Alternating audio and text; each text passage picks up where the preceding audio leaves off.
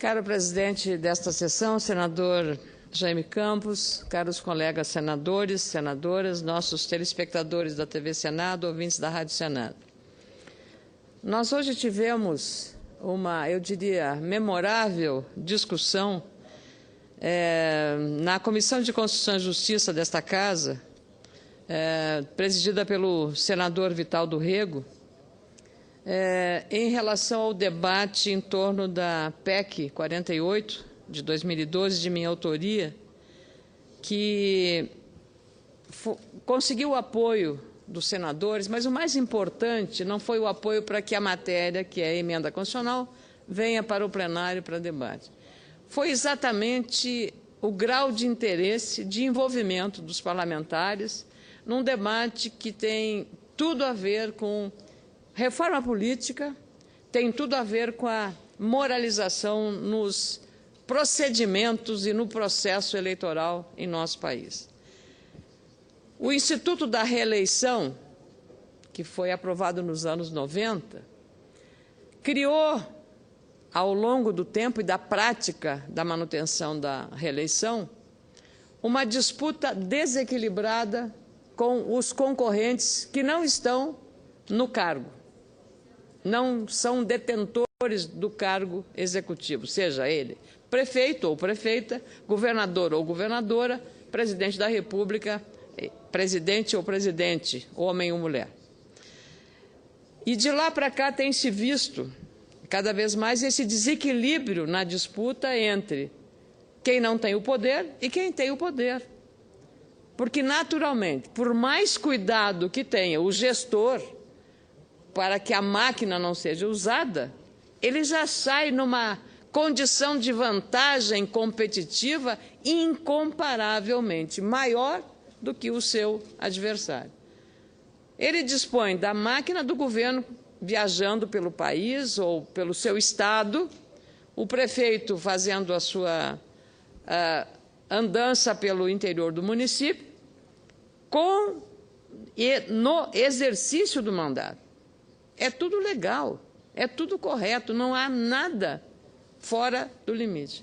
Só que essa exposição e este esforço que, normalmente, na proximidade da eleição, os gestores, e aí é generalizado, claro, tratam de capitalizar tudo aquilo que armazenaram lá nos 2 primeiros anos, até o 3º ano, para agora apresentar à população como projetos a serem continuados na reeleição.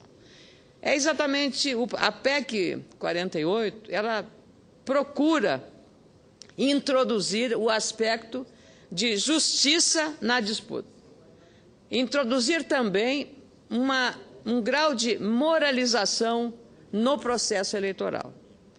E eu queria não só agradecer ao senador Vital do Rego por ter incluído na pauta na CCJ no dia de hoje, mas especialmente o empenho e a exemplar fundamentação inquestionável apresentada pelo relator, senador Luiz Henrique da Silveira.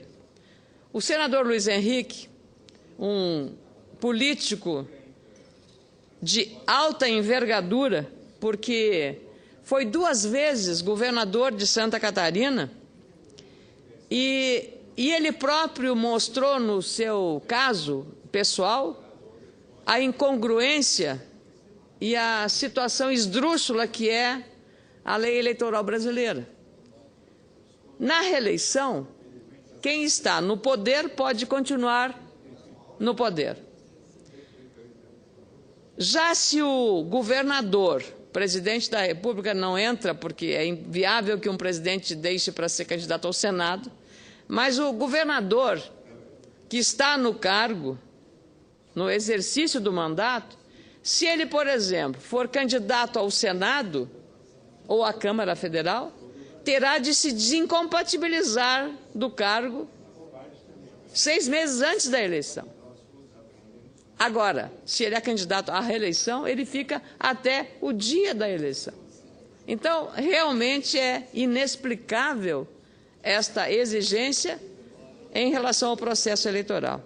Assim é que o senador Luiz Henrique foi de uma felicidade muito grande, não só na excelente argumentação que fez, as justificativas todas apresentadas, mas, sobretudo, no entendimento da maioria dos senadores, membros da CCJ, eu não faço parte dela, no sentido de que, já que o ideal seria que não tivéssemos reeleição, mas já que mudar o direito à reeleição é muito difícil, então precisamos abrir uma brechazinha, por pequena que seja, na alteração desses procedimentos. E essa PEC 48 prevê exatamente isso. O grande valor desse debate vai ser expor aqui neste plenário, porque é uma emenda constitucional, a argumentação de todos os senhores e senhoras senadoras para que a sociedade que costuma acompanhar a TV Senado e a Rádio Senado possam diretamente saber como nós estamos tratando desse assunto e qual é o comprometimento desta Casa com a moralização do processo eleitoral. É exatamente esse o caminho. Foi isso que as urnas, ou isso que as ruas, melhor dizendo, manifestaram nos seus protestos durante o meio do ano passado e agora, mais recentemente. A sociedade está querendo, pedindo, desejando e, eu diria até, impondo à classe política uma nova forma, uma nova atitude diante desses grandes desafios. A minha proposta previa, inicialmente, o afastamento por 4 meses antes do pleito do detentor de cargo executivo, como eu disse, prefeito, governador ou presidente da República, como forma de evitar esse desequilíbrio no processo eleitoral e o uso indevido e inadequado da máquina pública para fins eleitorais. É, a meu ver, uma forma de acabar, ou pelo menos de minimizar, de mitigar as vantagens políticas competitivas nas disputas eleitorais, que, no caso de candidatos à reeleição, são muito maiores e aumentando o desequilíbrio da disputa em comparação com aqueles que disputam as eleições pela primeira vez e estão sem o comando da máquina pública. No relatório do senador Luiz Henrique, aprovado hoje, o prazo de desincompatibilização obrigatória foi ajustado. Na avaliação do relator, a saída terá de ser feita no primeiro dia útil após a homologação da candidatura pelo seu respectivo partido. E, em vez de 4 meses anteriores ao pleito, foi aprovada a renúncia ao cargo, ou a chamada desincompatibilização, a partir do primeiro dia útil após a homologação da candidatura, ou seja, 3 meses antes da eleição. Já é um avanço. Isso permite que o licenciamento ou a desincompatibilização aconteça depois das convenções partidárias, posterior ao pedido de registro das candidaturas e após essa referida homologação. É preciso reconhecer a necessária equidade nas condições dessa competição, quando um dos competidores é o titular do cargo em disputa, com a capacidade de decidir sobre os temas centrais de interesse coletivo, automaticamente o equilíbrio deixa de existir, pois, obviamente, quem está no comando terá mais possibilidade de mobilizar os interesses na disputa eleitoral. Aliás, lembro, a propósito, o exemplo que o senador Agripino, do Rio Grande do Norte, trouxe durante a discussão. Ele estava nas eleições de um determinado ano, lá no início dos anos 2000, ele estava liderando todas as pesquisas. E o candidato que tentava a reeleição dispunha da venda de uma companhia estatal de um recurso muito grande e ele, naquele momento, o candidato que detinha o cargo de governador, utilizou aquele recurso para aquilo que nós estávamos comentando há pouco, aproveitar-se do benefício para mostrar serviço para o eleitor às vésperas do pleito. E o líder da pesquisa perdeu a eleição por conta dessa concorrência que eu considero, eu diria, no mínimo desleal, injusta e desleal, antidemocrática. Então, o exemplo que o senador Luiz Henrique, pelo fato de ter dito que teve de sair para disputar o Senado, é uma incongruência. E o senador Agripino, que deixou de ser governador do estado dele, porque o governador que estava de plantão, ou que era o governador, dispunha de um instrumento poderoso, que era aplicar recursos nas vésperas da eleição. Então, na verdade, os menos poderosos, ou os marinheiros de primeira viagem política, senador Pedro Taques, e Vossa Excelência está nessa lista, ficam inevitavelmente numa desvantagem competitiva na disputa eleitoral. Isso é ruim para os novos aspirantes políticos.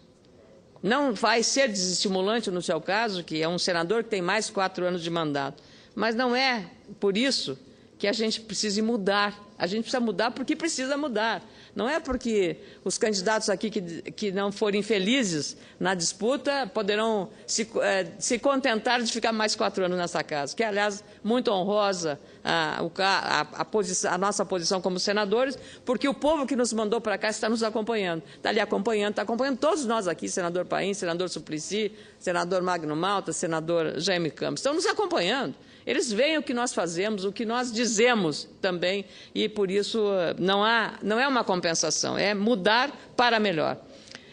Então, nesse aspecto é isso. Desde a aprovação em 97 da reeleição para cargos do Poder Executivo aqui no Congresso Nacional, a chance de reeleição tem garantido uma vantagem política a todos aqueles que buscam a renovação do mandato, em todos os cargos, seja para prefeito, seja para governador, seja para presidente da República. Com isso, os candidatos à reeleição garantem também a exposição natural de todos os atos que praticam. É uma forma de publicidade que tem sido utilizada nos últimos 16 anos por todos os presidentes, governadores e prefeitos interessados na recandidatura ou em continuar mais um mandato.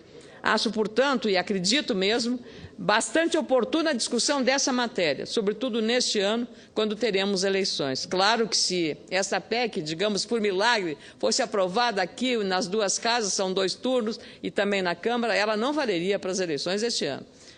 O jogo está jogado. Essa PEC só valerá para as eleições de 2018. Ao afastar o candidato à reeleição de forma antecipada às eleições, as chances de uso do recurso público para fins eleitorais pelo menos diminui, não, mesmo que seja na aparência, mas nós precisamos dar um sinal de que estamos dispostos a mudar. Pode não ser essa a reforma política sonhada, tão exigida por todos como foi tratado hoje no fim da reeleição, mas é o começo razoável e coerente. Evidente que nós também concordamos que acabar com a reeleição, ampliando o prazo de mandato, seja de prefeito, governador ou presidente da República, é o caminho mais razoável. Mas, senador Pedro Taques, as mesmas forças que lá nos anos 90, 97, foram contra a reeleição, foram radicalmente contra a reeleição, hoje são as forças que impedem o fim da reeleição. Essa é a política. Se nós não tivermos a coragem de começar a mudança, a população começa a mudar os políticos que ela elege. Então, nós temos que pensar seriamente sobre essa lógica, no caso da disputa à reeleição, uma lógica perversa, na palavra do senador Agripino. Com muita honra, concedo à parte do senador Pedro Taques. Senadora Ana Amélia, essa proposta de emenda capitaneada por Vossa Excelência, cujo debate foi rico hoje na Comissão de Constituição e Justiça, ela busca criar oportunidades, condição de oportunidade, igualdade no processo eleitoral.